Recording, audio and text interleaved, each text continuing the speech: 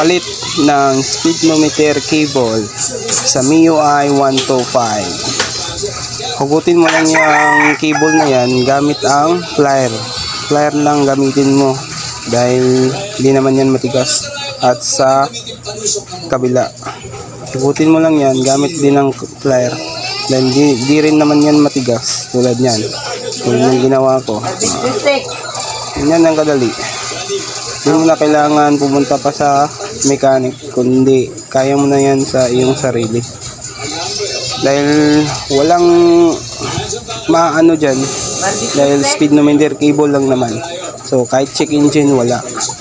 So ganun lang ang pagpalit niyan mga par. Hugutin lang. Medyo may kahirapan dahil kailangan mo pang baklasin yung cover. Pero madali lang naman magbaklas ng cover kasi star screw lang naman saka allen nga 5. So ganun lang mga par. At ayun na nga par, tapos na. Nakabit ko na lahat kaya ayun, tinispread ko muna para malaman kung goods ba yung pagkabit. Pero nakita ko na goods na, tumatakbo na yung speedometer. So ayun par.